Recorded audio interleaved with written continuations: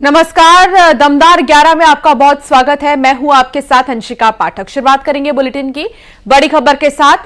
पूर्व क्रिकेटर मोहम्मद अजहरुद्दीन को ईडी ने समन जारी किया है। हैदराबाद क्रिकेट एसोसिएशन में वित्तीय गड़बड़ी का आरोप लगा है। 20 करोड़ रुपए के दुरुपयोग के आरोप में समन जारी किया गया। मोहम्मद अजहरुद्दीन का ईडी के सामने आज पेश होना है। आज वो पेश होंगे ईडी के सामने मोहम्मद अजहरुद्दीन, और इस मामले में पूछताछ होगी। पूर्व क्रिकेटर हैं, काफी मशहूर, और इन पर मूवी तक बन चुकी है। ईडी का समन अब इनको गया है। हैदराबाद क्रिकेट एसोसिएशन में वित्तीय गड़बड़ी का आरोप इन पर लगा है। 20 करोड़ रुपए के दुरुपयोग के आरोप में समन जारी हुआ है। मोहम्मद अजहरुद्दीन का ईडी के सामने आज जो है सामना होगा। आज ईडी के सामने उनको पेश होना है। ईडी के कई सवाल होंगे, कई जवाब अजहरुद्दीन को देने होंगे। ईडी के सवालों के 20 करोड़ से जुड़े मामले में भी उनकी पूछताछ होगी। तो अब ये देखना होगा कि ये पूछताछ कितनी सकारात्मक रहने वाली है, क्योंकि ईडी के कई सारे सवाल हैं और इस सवाल का जवाब चाहिए।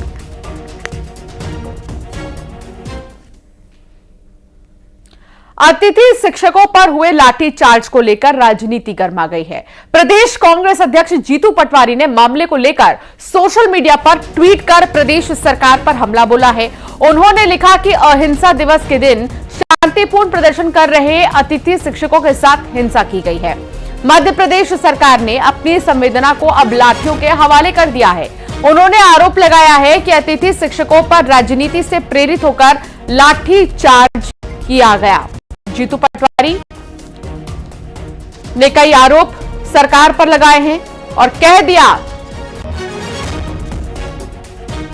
कि अहिंसा की जगह हिंसा किया गया। शांतिपूर्ण तरीके से अतिथि शिक्षक प्रदर्शन कर रहे थे, तो फिर हिंसक होने की क्या आवश्यकता थी। लाठीचार्ज को लेकर अब राजनीति गर्मा गई है। जीतू पटवारी ने मामले को लेकर कई सवाल खड़े किए और साथ ही सोशल मीडिया पर एक पोस्ट शेयर कर कई बातें कही हैं। उन्होंने कहा, अहिंसा दिवस के दिन शांतिपूर्ण प्रदर्शन कर रहे अतिथि शिक्षकों के साथ हिंसा की गई है। बता दें कि अतिथि शिक्षक प्रदर्शन कर रहे थे 2 अक्टूबर के दिन। 2 अक्टूबर गांधी जयंती, जिन्होंने अहिंसा को लेकर कई बड़े संदेश दिए, और उसी चीज को लेकर जीतू पटवारी कह रहे थे कि हिंसा की गई है अहिंसा वाले दिन।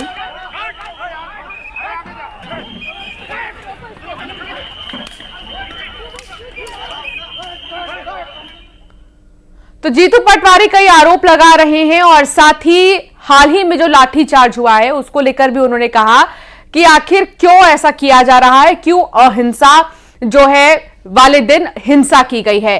शैलेंद्र भदौरिया संवाददाता मेरे साथ जुड़ गए हैं। शैलेंद्र, सवाल वैसे तो कई खड़े होते हैं कि आखिर शांतिपूर्ण तरीके से प्रदर्शन हो रहा था तो लाठीचार्ज की क्या जरूरत थी, और दूसरा ये कि कई सारी व्यवस्थाओं में बाधाएं आ रही थी, इसलिए पुलिस को यहां से अतिथि शिक्षकों को हटाना पड़ा। दोनों ही तरफ से अगर हम देखें तो फिलहाल क्या स्थिति वहां पर? देखिए, बिल्कुल आपने ठीक कहा कि दोनों ही स्थितियां बिल्कुल सही है कि एक तो लगातार सुबह से Ambedkar park second number stop के पास जो अतिथि शिक्षक वहां पहुंचे थे, हजारों की संख्या में ये लोग थे। पहले इनको जो परमिशन है, जो पुलिस का कहना है कि इनको परमिशन केवल अंबेडकर पार्क में एकत्रित होकर प्रदर्शन करने की थी, लेकिन अतिथि शिक्षक जो है वो चाहते थे कि मुख्यमंत्री आवास तक पैदल मार्च निकाला जाए। और यही कारण है कि जब सेकंड स्टॉप अंबेडकर पार्क से जब वो निकले तो आगे बैरिकेटिंग की गई थी, उस बैरिकेटिंग पर उनको रोकने का प्रयास किया गया। जब जो अतिथि शिक्षक है उनके द्वारा बैरिकेटिंग तोड़कर आगे जाने का प्रयास किया गया तो उस दौरान पुलिस ने उनको बलपूर्वक वहां पर ही रोक दिया। उसके बाद अतिथि शिक्षक वहां पर जमीन पर ही बैठ गए, सड़कों पर ही बैठे रहे। उसी दौरान कांग्रेस के जो प्रदेश अध्यक्ष जीतू पटवारी भी उनके धरने में शामिल होने के लिए पहुंचे, और उस समय भी जीतू पटवारी ने कहा कि सरकार को इनकी मांगे माननी चाहिए। लेकिन जब रात तक वो अतिथि शिक्षक वहां से नहीं हटे तो उसके बाद जिस तरीके से अतिथि शिक्षकों का ये आरोप है कि चारों तरफ से घेर कर उन पर लाठी चार्ज किया गया, और जिस दौरान कई अतिथि शिक्षक जो है वो घायल भी हुए हैं और कुछ महिलाओं को भी चोट करने की बात जो है वो अतिथि शिक्षकों के द्वारा की जा रही है। हालांकि बीजेपी इस सबको लेकर लेकर ये साफ तौर पर ये कह रही है कि अतिथि शिक्षकों को भड़काने का काम जो है वो कांग्रेस के नेता कर रहे हैं, चाहे उनके वेतनमान बढ़ाने की बात हो या सत्र में समय बढ़ाने की बात हो, या हाल ही में जिस तरीके से डीपीआई ने जो ऑर्डर जारी किया कि आने वाले समय में जो शिक्षक भर्तियां होंगी उसमें 25% पद जो है वो अतिथि शिक्षकों के लिए आरक्षित किए गए, उनके लिए ये पद आरक्षित है और उनकी तरफ से भरे जाएंगे। तो ऐसे में सरकार लगातार अतिथि शिक्षकों की भलाई के लिए लगातार काम कर रही है, लेकिन कांग्रेस जो है वो इनको भड़का रही है। देखिए, मैं आपको बता दूं कि पिछले महीने भी अतिथि शिक्षक जो है वो राजधानी भोपाल के इसी मैदान पर एकत्रित भी हुए थे। उस दौरान जो शिक्षा मंत्री है उनसे उनकी मुलाकात भी हुई थी और उसके बाद ये मान गए थे। लेकिन जिस तरीके से जो अब नए नियम लागू किए गए, डीपीआई की तरफ से जो आदेश जारी किया गया, शिक्षा मंत्री का जो बयान आया, उसके बाद अतिथि शिक्षक एक बार फिर सड़कों पर बिल्कुल, और इसलिए गुस्सा जो है अतिथि शिक्षकों का वो देखने को मिल रहा है। पंकज चतुर्वेदी जी मेरे साथ जुड़ गए हैं बीजेपी से। पंकज जी, जीतू पटवारी यहां पर पहुंचे और उन्होंने ये कह दिया कि हिंसा वाले दिन हिंसा की गई है, क्यों लाठीचार्ज किया गया? जब शांतिपूर्वक प्रदर्शन चल रहा था या तो मांगे मान ली जाती। देखिए, मध्य प्रदेश के अतिथि शिक्षकों के प्रति पूरे आदर के साथ कि उनकी वो सारी की सारी मांगे जो पिछली सरकार के समय माननीय शिवराज जी मुख्यमंत्री थे और भोपाल के लाल परेड मैदान में जब सम्मेलन हुआ तो उनकी सारी की सारी मांगे, उनका वेतन वृद्धि करने के विषय, उनको नियुक्तियों में आरक्षण देने का विषय, उनके अनुभव के विषय, अभी 3 वर्ष का अनुभव या 200 दिन का अनुभव, उसकी बराबर पात्रता रखी ताकि यदि उसमें मान लीजिए उनकी शिक्षण में अंतराल हो तो 200 दिन पढ़ा, उसको भी अनुभव की श्रेणी में रखा गया है और बाकी और जो छोटी छोटी मांग थी सब मांगों को पूर्ण मान लिया गया और उसी प्रक्रिया का इस महत्व से पालन किया जा रहा है। तो मुझे ऐसा लगता है कि जो विषय थे अतिथि शिक्षकों की मांगों के वो लगभग निराकृत है। उसके बाद यदि कोई विषय है तो शिक्षा मंत्री जी ने स्वयं उन लोगों से बातचीत करी और शिक्षा मंत्री जी ने कहा भी कि वो हमारे मध्य प्रदेश का हिस्सा है, कि मध्य प्रदेश के परिवार का हिस्सा है, जो श्रेष्ठ का प्रयास करेंगे। अब यदि कांग्रेस उसमें कोई राजनीतिक एंगल दिखती तो उनका विषय है। जीतू पटवारी मौके से ये कहते नजर आए कि विधानसभा में भी हम आपके मुद्दे को उठाएंगे, विधानसभा में भी हम ये मांग रखेंगे। देखिए, जीतू पटवारी या कांग्रेस पार्टी क्या करती है ये उनके विषय है और भारतीय जनता पार्टी को इससे कोई सरोकार भी नहीं है। हम तो मध्य प्रदेश की 8 करोड़ जनता के प्रति उत्तरदायी है, जिसमें अतिथि शिक्षक भाई बहन भी हैं और वो हमारे परिवार का सदस्य परिवार है ना, मध्य प्रदेश का परिवार, भारतीय जनता पार्टी परिवार नहीं, मध्य प्रदेश का परिवार है। तो कल कोई पटवारी जी बोलेंगे कि वो कह रहे थे बीजेपी प्रवक्ता कि हमारे परिवार का बीजेपी के सदस्य हैं, तो बीजेपी का सदस्य मध्य प्रदेश के परिवार का हिस्सा है और संपूर्ण मध्य प्रदेश का उत्तरदायित्व मोहन यादव जी की बीजेपी की सरकार का है। सबके लिए जो श्रेष्ठ होगा श्रेष्ठ करेंगे, जिसका श्रेष्ठ होगा सब श्रेष्ठ करेंगे। ठीक है, आरपी सिंह जी भी मेरे साथ जुड़ गए, कांग्रेस के प्रवक्ता। आरपी सिंह जी, आप लोग जीतू पटवारी और कई नेता, कई लोग यहां पर पहुंचे अतिथि शिक्षकों के बीच में, आप लोगों ने उनसे बातचीत भी की, ये भी जाना कि उनकी मांगे क्या हैं, लेकिन इस तरीके से 2 अक्टूबर के दिन, गांधी जयंती के दिन, सियासत को सड़क पर लेकर आ जाना कहां तक सही? देखिए, सियासत क्या है, सबसे पहली बात तो जो मेरे बड़े भाई साहब सामने हैं आपके बीजेपी के प्रवक्ता, वो एक जवाब दें कि वो ज्योतिरादित्य सिंधिया जी कहाँ है जो कांग्रेस की सरकार को छोड़ के सड़क पर कूद गए थे अतिथि शिक्षकों के लिए। आज यदि किसी के हित के लिए भी कोई बात उठानी होगी, मुझे लगता है 2 अक्टूबर से बेहतर दिन तो कोई हो ही नहीं सकता है, जिस दिन महात्मा गांधी जी, बापू जी को याद किया जाता है। और हमने तो बिल्कुल प्रेम से, सद्भाव से, अहिंसात्मक तरीके से ही अपना प्रदर्शन किया और हमारी जनता की रक्षा के लिए, यदि हम उनके हितों की रक्षा के लिए, इससे बेहतर कोई दिन हो नहीं सकता है। सबसे बड़ी बात तो यह है कि ये भाजपा सरकार और विशेषकर सिंधिया जी आज जवाब दें कि वो सड़कों पे कूदने वाले थे अतिथि शिक्षकों के लिए, तो क्या ऐसी बाधा हो गई? हाँ। क्या उनके व्यक्तिगत स्वार्थ जो है वो उनके राजनीतिक जो हित थे उससे ऊपर पहुंच गए हैं क्या? बिल्कुल, और देखिए कई सारी चीजें हैं, आप अपनी बात रख रहे हैं, पंकज जी अपनी बात रख रहे हैं, लेकिन यहाँ मसला अतिथि शिक्षकों का भी है। उनका भी एक बहुत बड़ा आंकड़ा है और काफी ज्यादा संख्या में जो अतिथि शिक्षक है वो मांग कर रहे हैं कुछ चीजों को लेकर। नियमितीकरण सबसे प्रमुख मांग जो है उनकी वही है। इस पर कब तक विचार विमर्श किया जाएगा, इंतजार अभी भी बाकी है। बहुत शुक्रिया आरपी सिंह जी अपनी बात रखने के लिए, बहुत शुक्रिया पंकज जी अपनी बात रखने के लिए। शैलेंद्र, आप बने रहिए, आगे भी आपसे जानकारी लेते रहेंगे। एमपी के चर्चित आईएएस नियाज खान ने सोशल साइट एक्स पर अपना सरनेम चेंज कर लिया। उन्होंने खान सरनेम हटाकर अपना पेन नेम मैकान ए लिखा है। उन्होंने खान सरनेम से यूएसए यूके में अपनी किताबों के रिजेक्ट होने का हवाला देते हुए लिखा कि जब जब यूएसए और यूके में बुक भेजी गई हैं, वो सब खान नाम होने से रिजेक्ट हो गई हैं। पिछली 10 किताबें पर भी यही नाम आएगा। अब साहित्य की दुनिया में यही पहचान होगी। इसके साथ ही उन्होंने यह भी लिखा है कि गौरा समाज नहीं चाहता कि हम अश्वेत अंग्रेजी साहित्य में बड़ा मुकाम हासिल करें।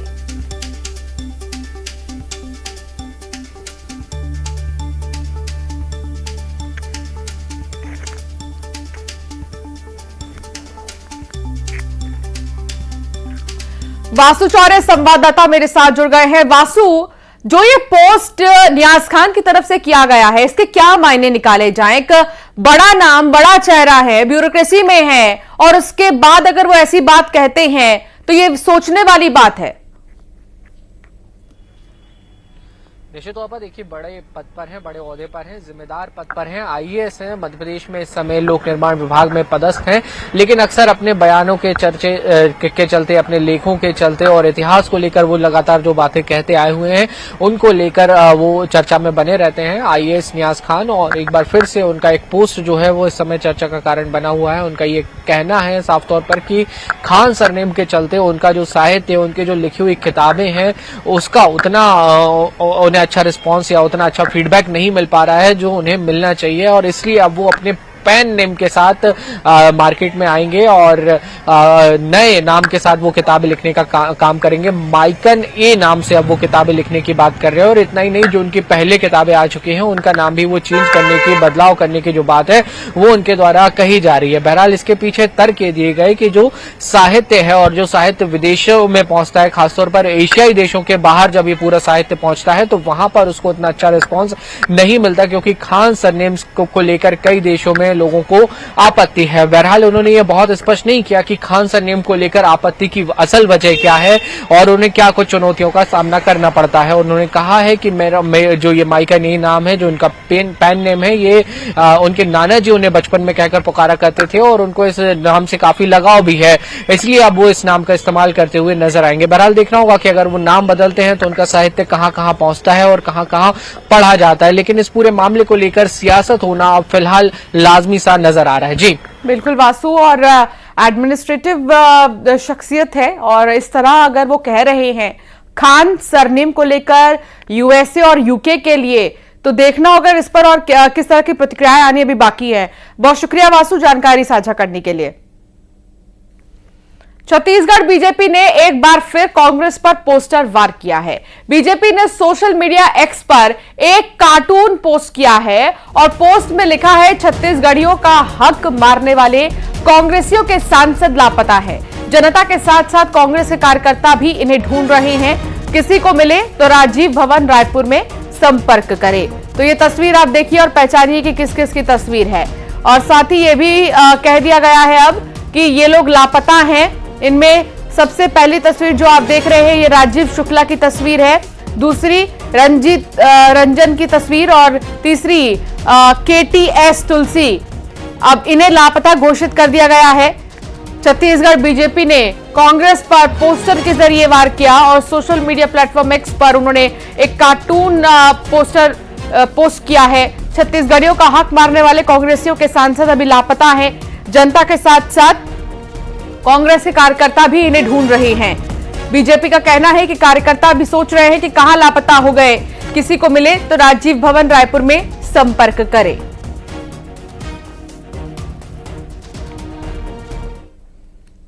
इंदौर में गरबा आयोजन के दौरान धर्म को लेकर विवाद शुरू हो गया है। बजरंग दल की शिकायत पर गरबा आयोजन निरस्त किया गया। वहीं पुलिस ने भंवर कुआं के भावना नगर स्थित garba pandal light tent poster police ने हटवा दिए हैं। आयोजक पर लव जिहाद को बढ़ावा देने का आरोप लगाया गया है। बता दें कि फिरोज खान गरबा आयोजन के आयोजक थे। शिखर गरबा मंडल के आयोजक फिरोज खान ABVP के सक्रिय कार्यकर्ता भी रह चुके हैं।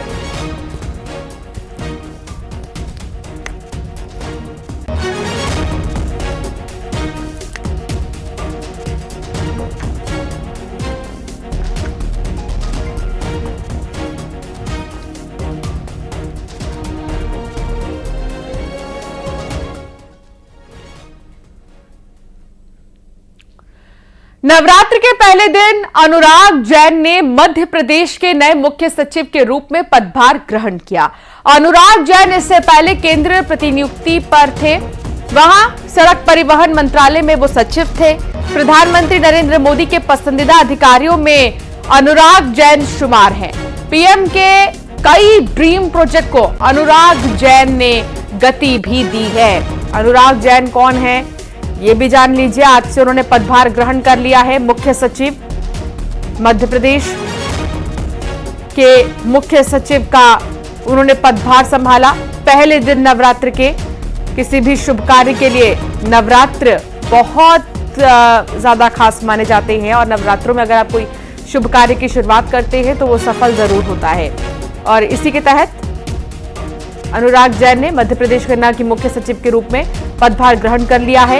इससे पहले केंद्रीय प्रतिनियुक्ति पर थे वो, सड़क परिवहन मंत्रालय में सचिव थे। प्रधानमंत्री मोदी के पसंदीदा अधिकारियों में अनुराग जैन शुमार हैं। पीएम के कई ड्रीम प्रोजेक्ट को अनुराग जैन ने गति दी है।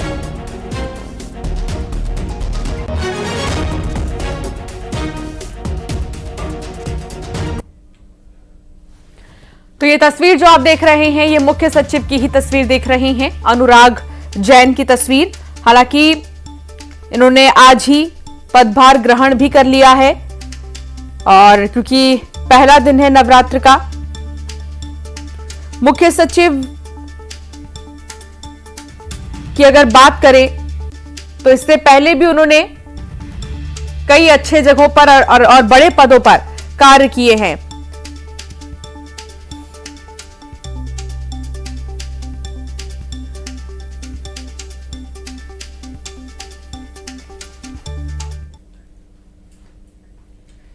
मंडला में धर्म परिवर्तन का दबाव डालने का मामला सामने आने के बाद हड़कंप मच गया है।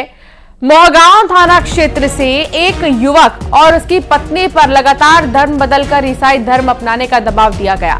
बताया जा रहा है कि पीड़ित की पत्नी लगातार बीमार रहती है और इसी का फायदा उठाकर दोनों पर धर्म परिवर्तन का दबाव दिया गया। दोनों से कहा गया कि अगर वो ईसाई धर्म में अपनाते हैं तो वो बीमार नहीं रहेंगे। अब सर्व हिंदू समाज और पीड़ित ने मोहगांव थाने में शिकायत दर्ज कराई है।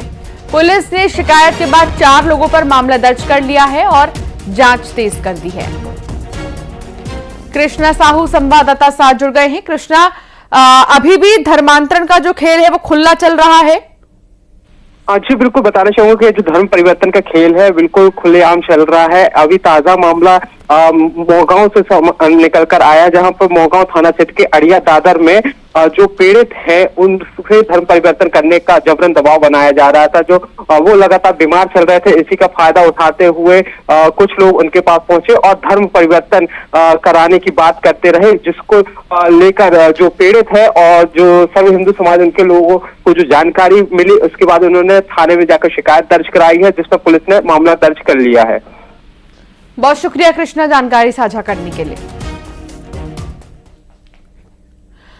निवाड़ी में 2 पक्षों की महिलाओं में जमकर विवाद हो गया। जेरोन थाना क्षेत्र के कोयली खिरक गांव में 3 महिलाओं ने मिलकर एक महिला के साथ मारपीट की है।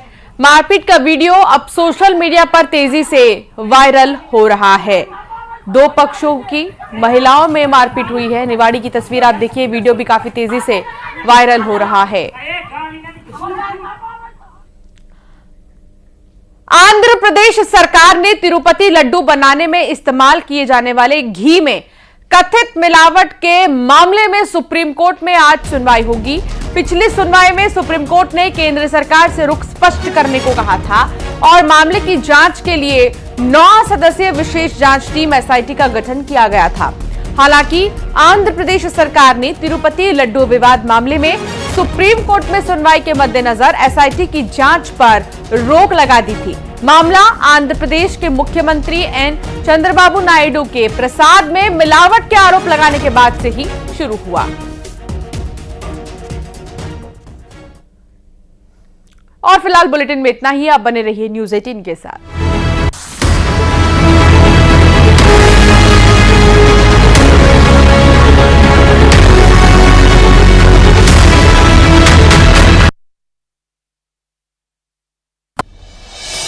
इंदौर में मेट्रो स्टेशन से